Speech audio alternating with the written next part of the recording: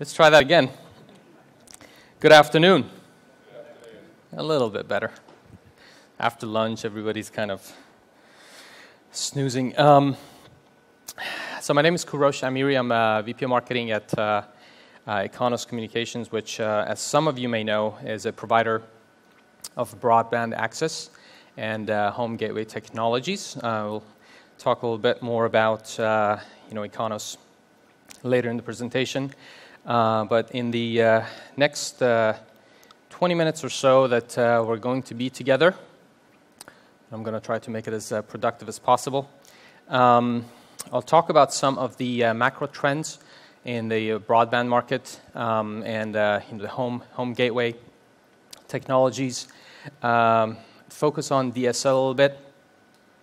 Why we think it's still very relevant, and how does it help things moving forward, and then really look at a consumer view of the technology, of the market trends, and then at the end, I'll discuss with you a little bit about how Ikanos is contributing to all of this. Okay, so what is happening in our homes is amazing. I call it the explosion of content. I'd like to ask for a show of hands, or a couple of reasons. Number one, I'm genuinely interested in your response to this question. And number two, I want to make sure that you guys are actually awake, because I'm not seeing a big sign of that right now. So we're talking about the connected home, connected devices, all of that. So let's see a show of hands. How many people have more than 5 connected devices in their homes today? All right, that's almost 90%, maybe even higher. Okay, let's bump that up to 10. How many people think they have more than 10? All right, so I'll let you a couple of seconds to count, because I know it's not easy. All right, so about 50%. So that's pretty good. So 50% of you actually align with the results of a research that was recently done, I believe by Intel, that found a family of 4, on average, has about 10 connected devices in their homes today, 2013, and in 4 years from now, so 2017, that's going to grow to 25, which is tremendous. So when you look at all the things that's driving all of this content consumption, whether it's your teenager playing video games online, or the multitude of display devices at home, TVs, laptops, tablets, and whatnot, or the over-the-top content, IPTV, or the high-resolution content that's soon to be hitting people's homes, the 4K, later on going to 8K, 3D, all of that. All of this content is just coming our way like crazy. And from a consumption standpoint, we're being bombarded by a variety of options. So, I call it consumer appetite is on a major rise. The other side of the equation is the content creation side of it. So consumers have really moved from being purely a consumer of content to now generating content through social networking sites, obviously Facebook, Twitter, YouTube, with video content that you can upload, video chat like Skype. I mean, all of this is really creating a huge demand on the other direction, right? Because you're generating this content, you're going to share it with your friends, you're going to store it on the cloud. All of this is going to be putting a major demand upstream, which is on the other direction. So from a service provider standpoint, what does this mean? This means new opportunities for revenue-generating services or managed services. If you live in the U.S. like I do, whether you go with AT&T or Comcast, you're getting bundled services. You can't just get a phone service anymore, right?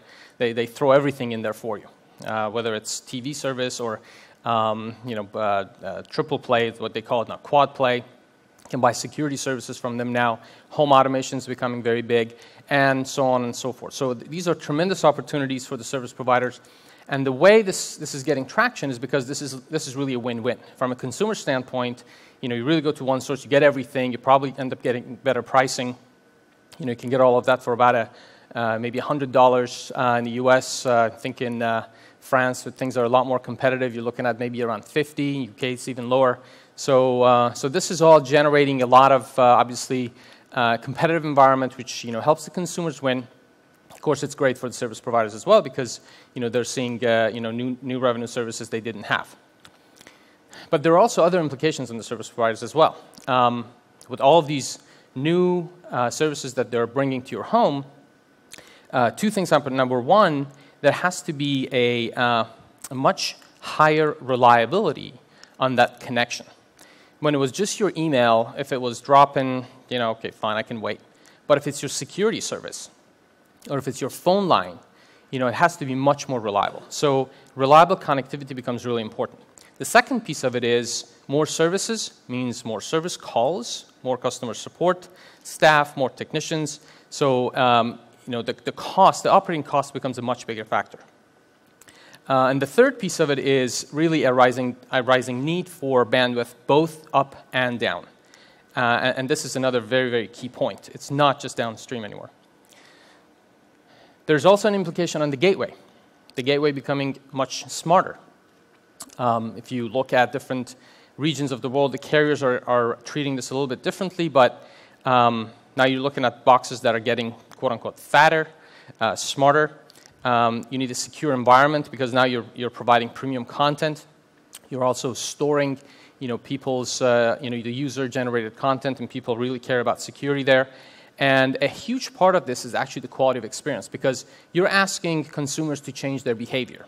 If you do that without providing the best user experience, you're not going to get traction. So that quality of experience becomes extremely important. And this also facilitates the transition to the cloud. There's maybe in certain areas not enough bandwidth upstream, so downloading big files upstream is going to be slow. So using really caching the cloud, if you will, becomes important. So a lot of different new capabilities needed, when it comes to the home gateways. So what is the role of DSL here? So before I jump into this, let's talk about DSL. I know what some of you guys are thinking. Who wants to talk about DSL? DSL is so passé. Let's talk about fiber. Fiber is exciting. It's cool. It's the future. While that may be true, there's a couple of things you need to keep in mind. Number one, that future may be a little bit further away that everybody or some people may think. Some of it is because of the costs associated with taking that fiber all the way to your home and hooking it up to the back of your gateway. And the second piece of it is that DSL is actually enabling quite a bit of bandwidth already using your existing infrastructure. So carriers can leverage their current investment and bring that gigabit type of service there. And the second thing to remember is that fiber and copper are not necessarily mutually exclusive. In fact, as I will show you later, one of the fastest growing segments of the broadband market in terms of subscribers is FTTX, which is the good old HFC, not coax, the hybrid fiber copper network. All right, so how does DSL help into this? Well, DSL has been doing it for decades by throwing more bandwidth at the consumer. And if you've been using DSL, there are some benefits to this relative to, let's say, cable, the whole point-to-point nature of it versus, sharing. But, with basically transition from ADSL to VDSL, VDSL to vectoring and bonding, and now G.fast, you're able to offer those gigabit rates on your existing infrastructure. And this is huge, because when you're a carrier and you're doing your math in terms of the investment you have to make that transition to fiber, if you have a way of getting to those rates without necessarily having to make those investments in construction, getting into people's homes, obviously it becomes attractive. Cost is one aspect. The other aspect is there's just some areas of the world where drilling holes into people's homes are not necessarily that attractive. If you live in Italy, for example, and you live in one of these buildings that's considered historic, getting permission to actually drill holes may be a problem, where you already have copper lines and you can leverage that to bring gigabit connectivity. This becomes very attractive. So a couple of data points I want to share with you. This was done by Point Topic earlier this year. If you look at where the largest install base of broadband networks are, it's really copper and FTTX. When you add the two, you're looking at over 75% of the installed base today is basically DSL-based. Okay, and a lot of people don't know this. So when we're talking about leveraging existing infrastructure, there's a lot of infrastructure to leverage. Okay? The second piece of it is the growth. This is what I mentioned earlier. Almost double the growth rate of FTTH is FTTX. And this is where you have fiber coming in somewhere near the home, right? So the fiber is being laid throughout the world, but it's not necessarily making it all the way to the home. So the last bit, whether it's 500 meters, 200 meters, 100 meters, you're able to use the copper. And with technologies like FTTDP, the fiber to distribution point, G.fast, you're able to get those several hundred megabits, gigabit rates over that last bit. So this really shows what kind of a contribution DSL and next generation DSL technologies are making towards enabling carriers to really leverage their current infrastructure. So what does this mean for the carriers? What are they doing? Again, higher demand for FTTP as fiber gets deeper into the network. All right. This is obviously a very important point. They are making those investments, and they are able to still leverage the copper infrastructure.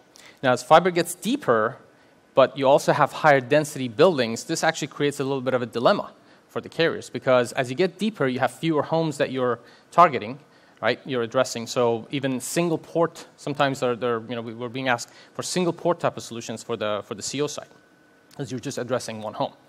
As fiber gets deeper, fewer homes get addressed. At the same time, when you're talking about high-density buildings, you really want systems that can scale up to 192, 384, more and more ports. So they're looking for platforms that can scale. And that's another, I think, important consideration when you're providing technology to them. And the other side of it is really the reason, or the drivers, I should say, for transitioning from ADSL to VDSL and then VDSL to vectoring. A lot of it is because of all the content, the IPTV, the media sharing, the over-the-top content, and as a result of that, I think one of the things that people have been talking about for a while is really the emergence of vectoring as an enabler. And if you've been watching the news and looking at the announcements that carriers have been making around the world, or if you're in the industry like we are, and seeing what's happening with with the product plans of the carriers, vectoring is definitely here. It's getting deployed. We actually had an announcement earlier or last week actually, about one of our OEM partners deploying somewhere around 2 million units, here in Europe. So vectoring is getting deployed, and it's getting some traction, and I think this is, welcomed by a lot of us who've been in the industry for some time. On the gateway side of things, as I said, gateways are getting fatter, and this is a part of this has to do with the set-top box functionality, some of it transitioning to the gateway side. So what you're seeing is a lot of the receive devices, whether it's a tablet or a smart TV, or your smartphone, all of these things now have very high performance processors that can receive the content and do decryption. They can do, they have high-end graphics, they have great video processing capabilities. And so the role of the set-top box is starting to kind of diminish, and you only have one gateway that manages basically all of the content that's coming in and distributing it throughout the house.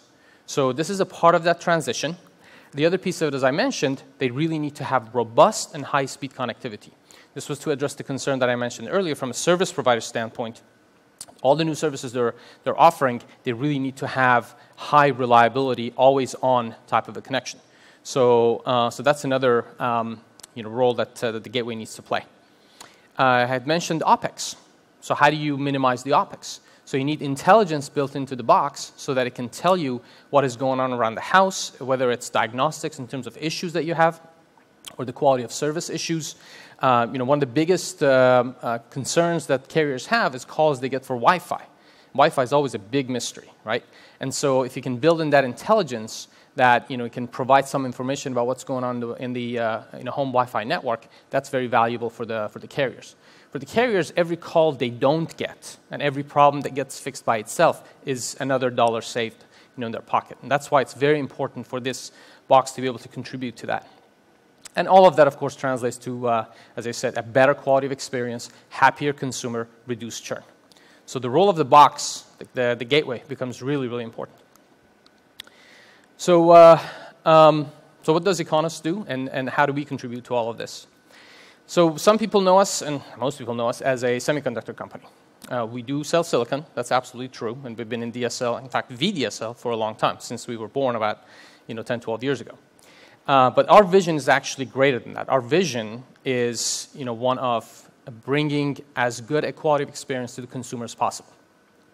If that's your view, then you can't just be looking at the pipe and say, I'm going to make a fatter pipe, and that's going to solve all the problems. That's not true. You really need to look at this as an end-to-end problem and offer end-to-end solutions.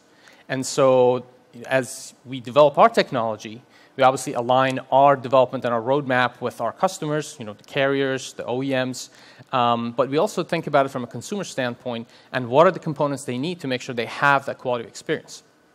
So you will find our technology in different places, right? So you find it on the central office, the access point, the access side, also in distribution points and closer to the home, and of course on the gateway side. So on the access, we have between the access and the gateway, we have so far shipped over 400 million ports to date, and this is really bringing, again, because we control both ends, while we're compliant with the standards, we're able to provide very good quality of service. An important part of that is actually a software component that we've created, which we call Insight, which is fairly unique. Typically the service assurance products that you see out there are cloud-based. They look at the home from the CO side, from the cloud side, and they try to gather information, basically run algorithms on the cloud, try to figure out what's going on inside the home. Obviously, they work well. There's a lot of benefits in doing that, but having that view from inside the home is a lot more valuable. And there's just some physics that allows you to do things better. If there's issues inside or around the home, you just have much better visibility from inside the gateway. So that's a piece of technology that we've been working with for a long time, and we've developed, which we have running on our platforms that give us a lot more visibility, which we can actually interpret and then provide to to the carriers, and this in itself actually ends up saving them quite a bit of money. So this is another key component of our technology. So if you look at on the CO side, as I said, there's a continuum of combination of copper and fiber, whether you're talking about copper all the way from the central office to the home, or some combination of copper and fiber depending on the distance, and you're familiar with all the terminology and the FTTXs that are out there.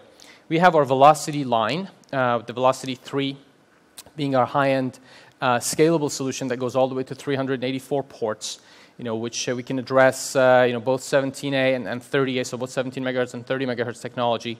And we have shown in various carriers and OEMs in trials 150 megabits of aggregate bit rate at 500 meters, which is, we believe, to be industry leading. Then we have the 30A performance, a little bit smaller in terms of the port scalability, but 300 megabits at 200 meters. Okay, so this is again aggregate, and we can play with the upstream and downstream ratios. And just yesterday we introduced our single port CO solution. As I mentioned, in certain scenarios the carriers are looking for a single port device that can basically drive single residents. And one of the advantages of it is that it can actually be reverse powered, so you don't have to provide power to the pedestal. It gets powered by the CPE, and same type of performance that I mentioned. This is, by the way, on a single copper pair. Okay, so we're not talking about bonding. And also yesterday we announced our G.Fast platform. So we're continuing to invest in the next generation DSL products, and with I think looking at where the carriers are and what they need to remain competitive, against cable and other technologies that are out there, we're definitely heavily investing in enabling the next standard. And I think this NEOS architecture that we have introduced has a lot of benefits in terms of power consumption and port density that's going to create really good products, gigabit rates. At up to 100 meters or so, which is what the standard dictates. On the gateway side, again, really looking at what the trends that I mentioned, so I'm not going to go through all the details of it here again, but we've made a lot of investments here as well, not only on the access side of it, termination of the DSL access, but also on the gateway processor itself. We've made a lot of progress, addressing a variety of different home connectivity, whether it's wired or wireless, doing a lot of offload on our application processors inside the SoC. And really creating a platform that does all the things that need to be done. Voice processing, DSL processing, security, Wi-Fi offload, all of that in hardware. So you take all of that out of the way, and you still provide a processing engine that can allow for differentiation for the service providers as they look at offering their own managed services. It's interesting, when we talk to carriers today, and they're looking at platforms that they want to deploy over the next 3, 4, 5 years, a lot of them, they don't actually know what applications they may want to deploy. They just know that they're going to want to have a platform that scales. So this kind of an architecture where all the known stuff is already done in hardware, and you're creating a lot of headroom, a big sandbox for the carriers to play. It's really, it's almost like offering insurance to them, that they know they're going to have all this headroom to create their differentiation. So a lot of investment that we've made, on that side of it. So I'm going to go through this a little bit quickly. There are different pieces to this. So there are different components into our Insight, what we call Broadband Experience Manager, or BXM. So this is the guy, if you recall, I was talking about it earlier. This is the guy that gives the carriers a lot of visibility as to what's happening inside the home. Okay, if you have issues on your wires, right? If you have bridge taps, right? So any sort of wiring issues. If you have clicker issues, it solves those too. See, so that's a part of the things that get addressed. If there's noise on the line, all right, the carrier gets a call. Every morning from 9 o'clock to 10 o'clock, my DSL line goes haywire. I got crap. Everything gets dropped. We can analyze that, and based on the noise signature, we can figure out what type of noise it is. And then you ask them a couple of questions. Do you exercise? Do you have a treadmill? Yeah, I do. Okay, well, do you exercise from 9 to 10? Yes, I. So those type of things, right? You can actually figure out and really help out. Getting to a resolution much faster. Again, all of this translates to cost savings for them. There's also a component, obviously, on the cloud, and this is what we call the analyzer. This usually gets integrated into what carriers already have in terms of service assurance, and a lot of the components in terms of analytics, in terms of storing events, all of that happens there. And then the final component is, if anybody's looking for an end-to-end solution, we actually do have the portal for that, which provides a GUI and a dashboard for them to be able to monitor all of this. So if you want to do cloud analytics, that's another component that comes with the end-to-end solution. So at the end of the day, this is all about the consumer. We're all consumers. We know what the pain points are. We all hate it when we hit YouTube and you get that stupid circle. We all hate that, right? So that's the thing that we're trying to eliminate, right? So whether you're cuddling with your sweetheart or whether you're playing with your siblings, it's really about always-on connectivity. This is what you expect from your service provider. You really want flawless quality of service. I don't even want to know that I have a pipe. The pipe has to feel infinite all the way to the cloud. That's what I want to have as a consumer. And how DSL is helping is by just creating this bigger pipe, creating a more reliable, robust, always-on connectivity, and really enabling the service providers to bring all of this to the consumers. And that's all I had.